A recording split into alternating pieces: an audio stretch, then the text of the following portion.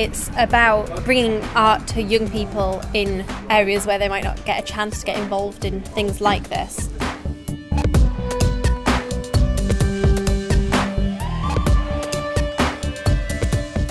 We started by interviewing a number of artists, and Readout was really the one that stood out to us because their idea was to include us in it and to make us feel like it was our project. Their idea was it would be an online-based choose-your-own-adventure game, and it would involve the myths and legends of our own towns and cities. Text-adventure games were really popular in the 80s when the graphics cards couldn't catch up with the speed of the processor.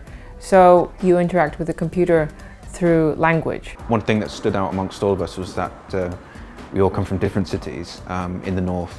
We might have our individual identities in those cities, but we have a shared one in that we all have a similar locality, we all have a similar life experience, and sort of trying to pick a thread through that, how we can bring that out in a way that sort of engages other people when they see the project.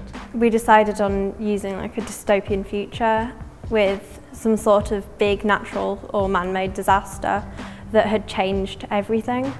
Today we came to ArtLink on Prince's Ave to do a workshop on map making and world building in general for our Text Adventure Time game. The very first thing we did before starting any of the activities today was that we used the survey results that we'd done online that were sent out in the emails to all of the participants, and we used those to create a world that we had set rules for, that we had to sort of abide by and sort of let our imagination flow within those confines. So we had some of the kids in and a couple of the artists. It was the first session where they actually started taking the ideas that they'd had previously and actually building them into the text adventure game, using a thing called Twine for making the old style text adventure games. The game kind of made a fantasy world feel far more real because you actually got to have a choice in it. It really made it feel like you were in it and like you were part of the story.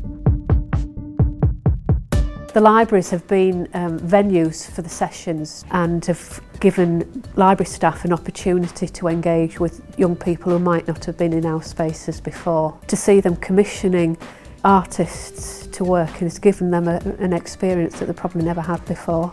For Wigan, it's been about working with the communities and the spaces that are there within the borough, such as the Wigan Youth Zone, the Old Court and library services.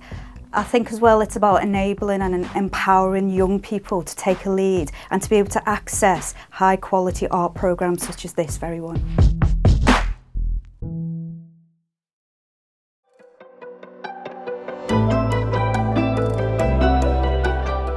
My name's Mark Titchener, I'm an artist and I was one of the artists working with network narrative, and my project was called What I Want More Than Anything Else. I mean, my approach to the project was that it was something that would come out of a dialogue with them, so I tried to come up with a proposition that was quite open. The idea of them responding to a very sort of straightforward but loaded question. So the first workshop we had with Mark, he came and asked us a question, which was, what do you want most in the world? So we all came up with our individual responses, and he's been working from those to create his own artworks based on that. At first, when we interviewed him and when he was chosen for the project, I was unsure that he was right, but actually working with him I realised that he was probably the best. He made it very fun and interesting, and it kind of opened my mind as to what art can be.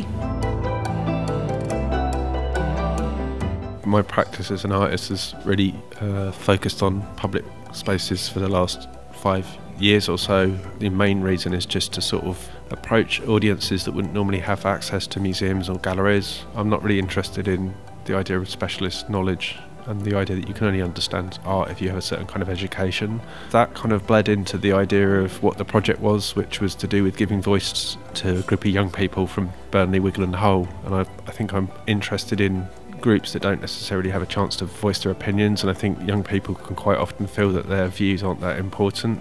So the idea of placing those on quite a grand scale in the public realm made a lot of sense to me. My name's Ellie. My statement was, I want no more restlessness.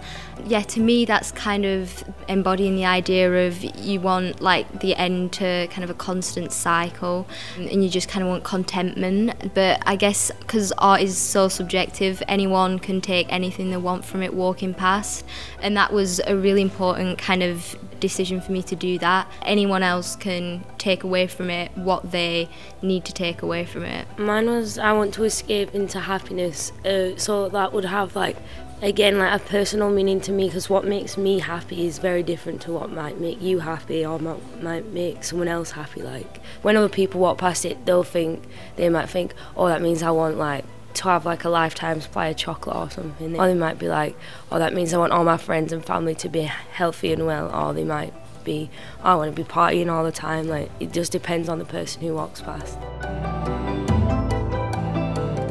I expressed that I wanted world peace and everyone to have happy endings, because everyone deserves one. My artwork was the flag, which is on the top of Hull Library, and it says, I want my dad back and also to not have to worry about anything. Seeing my artwork was really weird. It was kind of a bit shocking, but also it made me really proud that I'd got something like that in the open. The quality of everything was really good, and I'm surprised that it actually looked that good. I thought it was gonna look really good, but when you see it in person, it looks amazing. I think actually my actual favourite part was probably hoisting my flag up because that was really cool. It was like a once-in-a-lifetime experience, really. Working with Mark and getting to do all the different kind of exercises that he set out for us, and then answering his question, because that was actually a really hard question to answer. Getting involved with, obviously, Mark being a Turner Prize nominee artist, that was amazing, getting that opportunity. Because it taught me a lot about how in the real world an actual art project is put together, and all the little bits and bobs. I got to see how it all kind of works.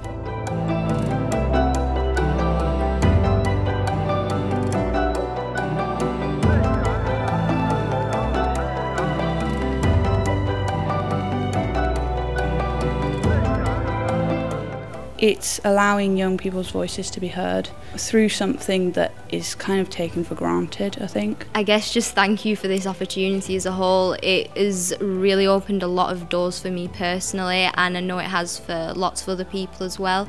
I think it just helped to free me up a lot in terms of self-expression and just getting work out there. I'd like to say thank you to everyone, basically. I'd love to thank Debbie and Mark and Matthew at Hull Library, and basically everyone involved, because they made the project feel very homely and really friendly and just fun and nice.